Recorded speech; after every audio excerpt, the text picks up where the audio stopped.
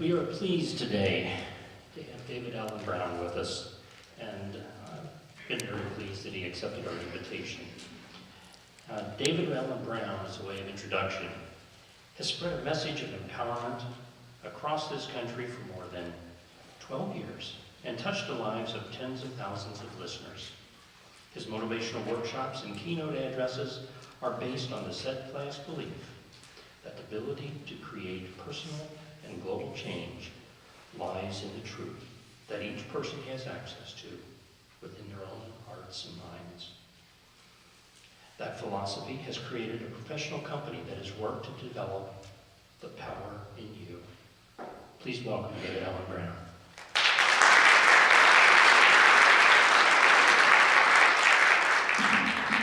Good morning. Meditation is a time for us to center ourselves and move from the business of everyone else to the business of ourselves. So I invite you to prepare for meditation now in whatever way makes you the most comfortable, usually by removing everything from your hands, allowing the chair to accept the weight of your body, putting your feet flat on the floor if it's comfortable for you.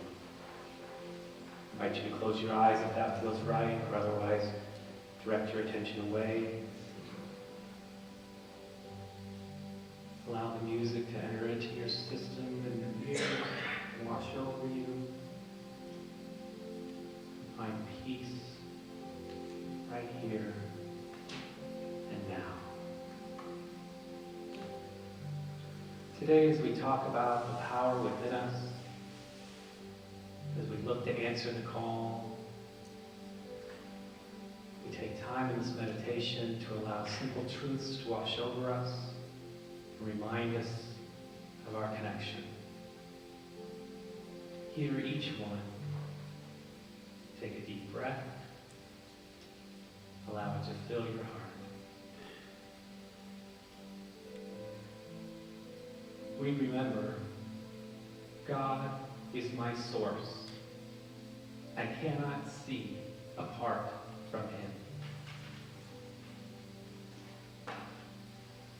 God is my source. I cannot see apart from Him.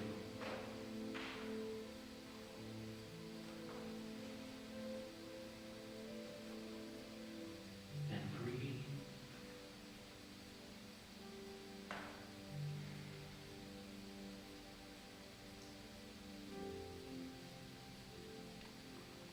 God is the mind with which I think. God is the mind with which I think.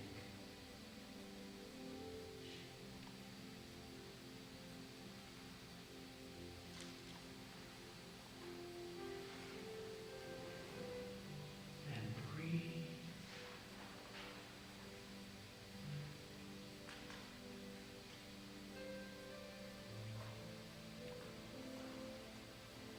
God is the love in which I forgive.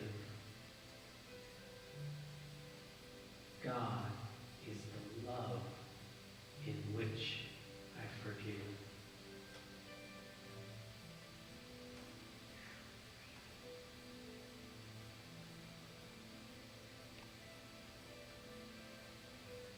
And breathe.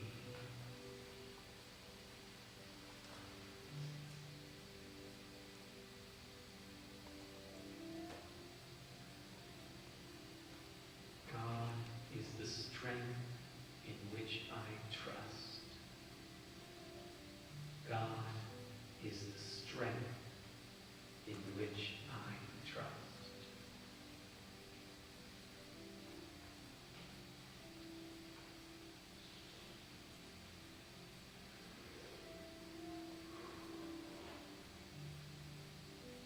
Breathe.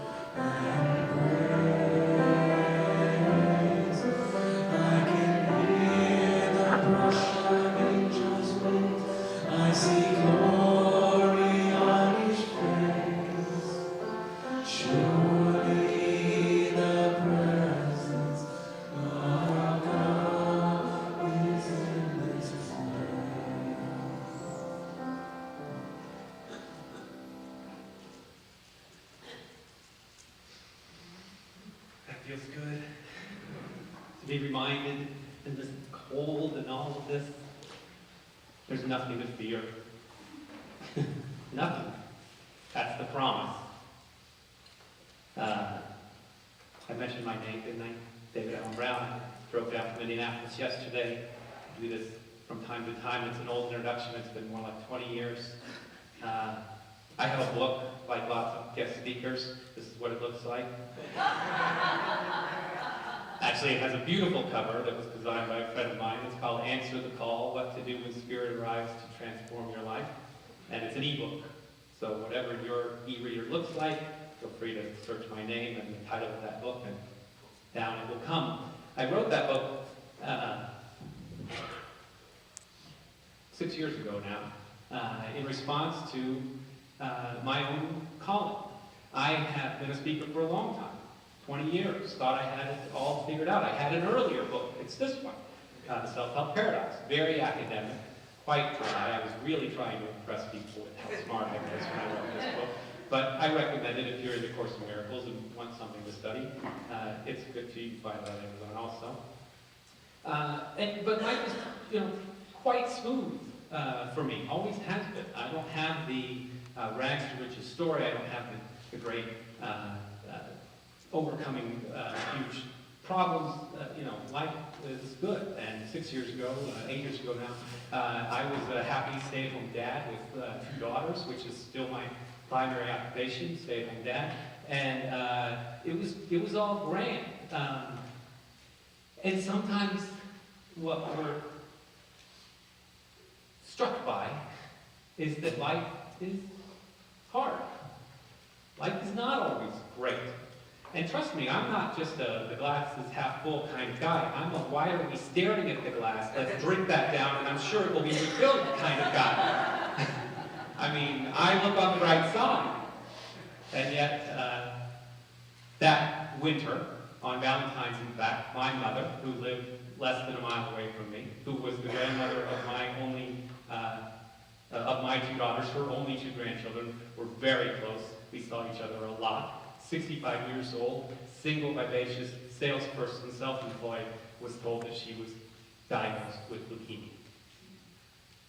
And that you don't really expect, but there it is. And so we went through the usual flailing about for about 4 days. She was told a maybe on Tuesday, and on Friday she was told she needed to be in the hospital, and she would be there for 3 weeks. Welcome to the giant interruption in your life. Sorry about that, but here we go. But immediately, we discovered that this was a calling, that this would be a path, that this would be, theory is great, but does this stuff really work when it comes down to it? And we discovered that of course it does. If in each moment we can answer the call to do what we're here to do. And what we're here to do is love. And what we're here to do is to see things different. And what we're here to do is to inspire other people. And the very first day, and my mom, she's my mom. Of course I'm going to tell you how great she is. She's fantastic. She was amazing. It's hard for me to express that. Here's the littlest snippet I can do so we can move on. Mom loved Christmas. She was a Mrs. Claus kind of lady. I mean, Christmas was big time. And I think I finally figured out that that's because everyone else in the world caught up for a little while with where she was. All that peace on earth, the goodwill to man stuff that we all do at Christmas and then pack back into the attic. She kind of did that all year round. She had that energy about her. So that first Friday of her being in the hospital is a whirlwind, as you can imagine. She goes in the afternoon. There's a lot happening. My wife and I go out to dinner and then come back to settle her in the rest of the night. And on the way back into the hospital, we meet a young woman named Dawn, who is a nurse. We had met her earlier in the day. She helped my mom settle into her room. And really, we just had a few hours of interaction with Dawn, who is an incredible person. All nurses seem to be. And so we were walking from the parking garage back in, and Dawn stopped us and said, I'm really pleased to have met your mother, and we're going to take great care of her, and try not to worry and the rest. And we said thanks. And before she walked on, she said, but I want you to know something, that today was what we call decision day here at the hospital. And I was to let my administrative team know whether or not I was going to stay in oncology or whether I was going to transfer out. I've been in oncology for a long time. This is Dawn speaking. It's a difficult ward to be in. There's a lot going on. And in fact, I was thinking I might transfer out. Today was my day to decide. And I was well prepared to leave my ward. And then I met your mom. And I've decided to stay there because of the energy that she has brought. And it occurred to me that this is the meaning of life. That no matter what circumstance you're in, you've just been told you have cancer. You've just been ripped out of your home. You've just been told you won't be able to create an income for yourself for the next 3 weeks. You've just had your whole life turned upside down. And you're still inspiring other people to be the very best person they can be. That's pretty remarkable. And it came extraordinarily natural for Mom. This was the sense that we got. And she's in the hospital bed. This is what I wrote in the book about it. Mom shows this from her hospital bed, this ability to focus on meaning and purpose and did not really have any excuses. Stripped from her income, she has every right to be fearful for her future. Denied her freedom, she could easily justify her inability to serve anyone else. Closed from her routine and in the hands of others, she could claim her power is gone and she has no choices. Instead, she shows us the opposite. Because she is not distracted by her work, she can focus on loving others. Because she is trapped in a hospital room and she has the time and the environment in which to meditate and write letters and connect with friends, she does.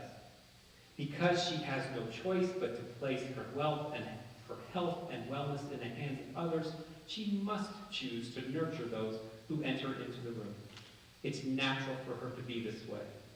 And it's natural for her to choose those things when all the other options have been taken away. That was the first day of what became a long odyssey, and we knew it was going to be spectacular. And it was. We approached each day that way. And of course, we were surrounded by community very much like this one. We walk in, and this loving, caring.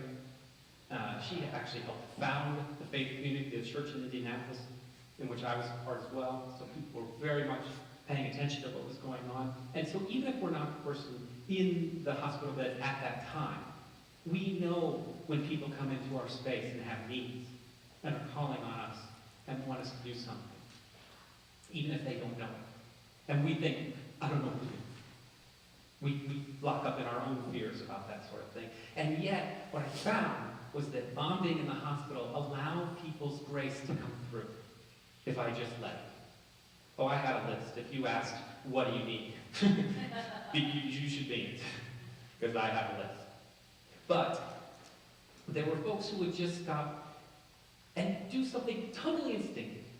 I was at church one afternoon, and a friend of mine and Mom's were talking, and we were discussing everything that was going on, and she just gave me a big hug, and that was it, and then I left for the day. But before I got in my car, she came out, and she handed me $100. And then she went back in. That was it. That's what she could do at the time. Now, it just so happens that hospitals, money-making institutions, make you pay to park. And I was going down once or twice a day. And so that was the perfect amount for me to buy a 5-week pass to park. It was a huge burden off of me at that point. She didn't know that. I didn't ask her for that. I didn't make a high request. She just knew. She just reached in her pocket and said, you know what, this is what I have to give, and maybe he needs it, and there it is. We always know, and we're just bursting inside to do it. We feel so great when we answer that call. When we say, I don't know exactly what you need, but here it is. And sometimes, my brother-in-law was telling a story. His mom had passed away after a very long 10-year bout with cancer. And so it was an ongoing thing in his life. And he was out to dinner with friends one time, and there was background stuff going on for him. His mom was having a bout or whatever. And they didn't talk about it at all at dinner. They didn't bring it up. He wasn't not himself. It was just him and his wife out with another couple. But when a couple of days later a note arrived that was simply from the other woman at the table, Corey, I just noticed that maybe you were a little off the other night. And I'm not sure what's going on with you, but I want you to know that I'm praying for you. And that's all. She didn't rush to his house. She didn't go try to make it better. She wasn't trying to fix anything. She didn't interrupt dinner to talk about it. She just felt that maybe everything wasn't great. And what she had to give, what we all always have to give, is the energy of prayer, the connection back to spirit that brings the thought, I'm thinking, changed his whole day, changed his whole life, changed your life now. Because that guy from Indiana told me that story, and now I'm telling it to you.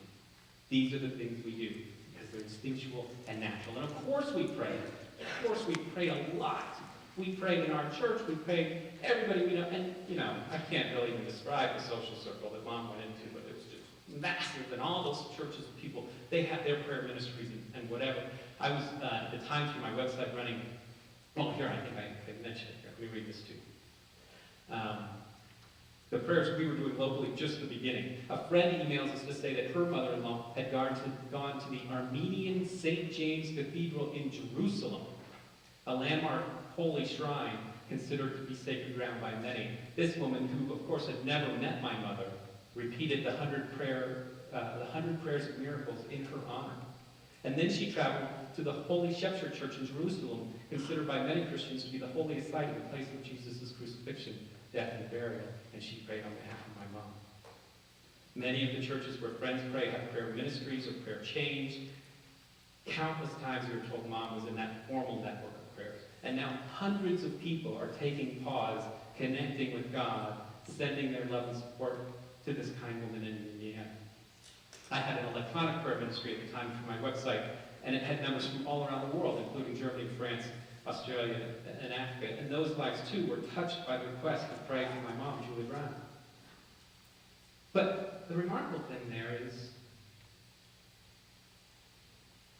though their initial intent was to pray for my mom, or they included that in their additional intent, their lives are now changed again because they're making that connection, because they choose to pray, because they decide to take a moment to be still.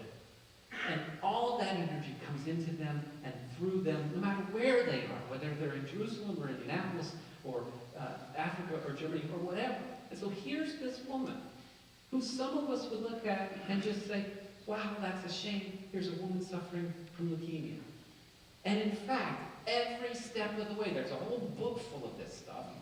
Every step of the way, lives are being transformed because of this disease at that time, this woman, me, and everybody else loved her, and still do. And here I am, transforming lives because of this thing that we could just shut aside, that we could just be afraid of, that we could just be angry. But instead, we create the miracle. As Course in Miracles tell us, all it is a shift in perception from this to that. There's nothing to fear there. There's only the opportunity to answer the call. What is God asking me to do right now? He's asking me to be the loving presence on earth. And even in the midst of leukemia, we do that. And miracles occur. By definition, miracles occur. Shift from here to there. A loving thought for thousands of people around the world, giving this message. And miracles do occur. After the first round of chemotherapy, Mom does go into remission. She is better. She is healed. Fantastic doctors. Very healthy woman, 65 years old. All the odds are in her favor. Remission the first time. It's a miracle, people say. We have a blog online through a website well, it's Preset, carrybridge.org, where people can come and check in. And that's what people are posting all over the place. It's a miracle, it's a miracle, it's a miracle. And I know what some of them are thinking. That's the miracle, that the health is the miracle. I would differently. I believe Mom's recovery is more than the dictionary definition of a miracle, which would be an unexpected or unusual or improbable event. Mom's recovery was never this. If we expected that she would not recover, then she would have not recovered. Miracles are often thought to be a work of a divine agency, but in my mind, this would require that divine agency to be somehow judgmental. It would mean that God is a fickle being, choosing who should live and who should die. But perfect health is the providence of all people. Like peace, love, prosperity, and joy, it is the state all people aspire to reach. The acquisition of perfect health does not require a miracle in which God remembers to bless us. The loving intention of higher consciousness is always present. We must steer towards what is always there. In my opinion, a prayer of God, let me be worthy of your grace and return to health, would be replaced by Spirit in me. Help me remove all obstacles to the perfect divine state that we both desire. See, that's that great catching point between what we do in a community like this and what can slow us down. That sense of, if only everything else would come together to give us what we need, as opposed to, we are the powerful being that will bring us everything we need. That phrase, peace, love, prosperity, and joy, is kind of my catchphrase. Those are the four things that we're always striving for. Peace, love, prosperity, joy. Peace, love, prosperity, joy. I'm not a Beatles fan, but I'm not a big fan of all you need is love, because you can get really hungry that way. And so I think there's other things that we need. Peace, love, prosperity, and joy. I say it all the time. And I advocate and I live my life in such a way that we create that. Mom created that. We all created that cocoon of intention, that understanding that she would be healthy, and it would be great, and it would be a miracle. A miracle. And so spring ended and summer came, and we looked at each other and we said, wow, what the heck just happened here? And maybe we should write a book about some of this, and then we went on. And then we got to think about miracles a whole other way. Because early in August, she came out of remission. Surprisingly so. And the doctors were clear. This is not a good sign. And we had to think again. Because miracles are easy when you're getting what you want. Miracles are tougher when it's another plan, when it's an answer, when it's a call. Sometimes we don't want to answer the call. It's not a call I want to answer. Thank you very much. I appreciate that you believe that I'm strong enough for this. Let's just agree I am and move on. But it doesn't really work that way. And so we move to a higher plane of spiritual understanding. So we move to the tougher lessons of A Course in Miracles, or New Thought. We move from life is okay to what does this really mean? And of peace, love, and prosperity and joy, only love is real. Only love is real. At one point, from the book, at one point during the day, my mom opens her eyes and finds me close to her. And at this point, we know, they've told us, it will be today. She will make her passing. And many people have gathered, and we're just waiting. And she's not in pain. She opens her eyes and finds me close to her, and she says, what will happen? And I say, we will love you. And we will love you, and you will become love. And you will be everywhere. And you will fill us with love. And there will be nothing between you and loving unconditionally forever. And she says, how can you be so wonderful? Which is how she typically responds to me. She loves me, she loves her family, she loves all people. She says, how can you be so wonderful? And I reply, because I'm a mirror of you. Because you raised me and you taught me how to love. And every time I'm filled with inexpressible love, I will know that I do that because my mother taught me to. Your sons, my two brothers and I, all learned how to love from you. And anyone who's ever known Julie Brown knows more about love because you taught everyone you knew what love is. There are people who passed Julie Brown on the street and didn't know why, but all of a sudden they felt love and became loving because they were near you. Julie Brown is love all the time. And that was the last meaningful thing we said to each other. When A Course in Miracles says something like, only love is real, how do we wrap our heads around that? This feels very real. You feel very real to me. Driving here felt very real to me. I need to eat. I need prosperity and money. I invite you to do this exercise with me if you're comfortable. Let's see if we can wrap our heads around this a little and go out into the world transformed a little bit. If you're comfortable, close your eyes for a moment. And if not, just follow along. And bring into your mind's eye a picture of someone who you absolutely know you love unconditionally. Somewhere in the world, in your intimate circle or your grand one, there is someone with whom there is never a question. Even if there's things going on, spats or arguments or distance or frustration, bring into your mind's eye a picture of that one person. And now just for kids, add 200 pounds.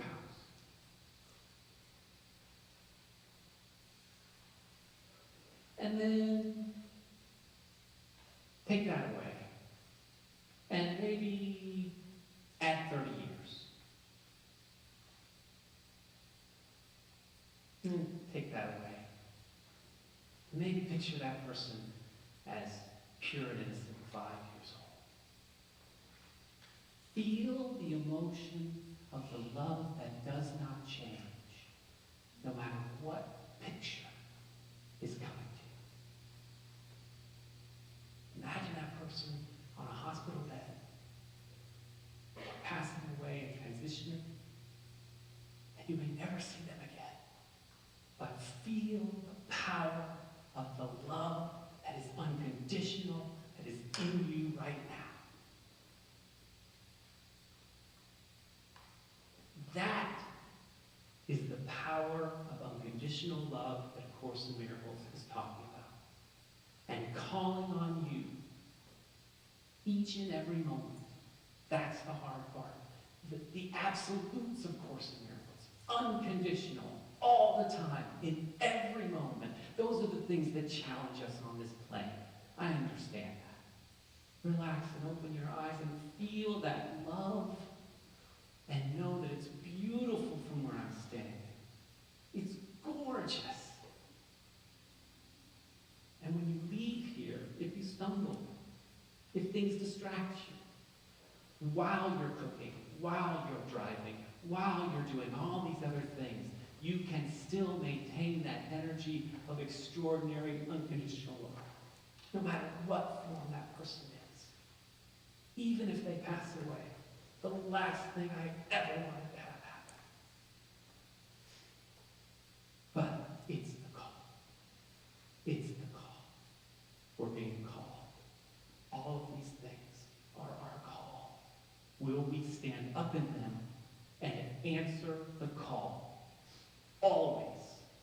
in all ways.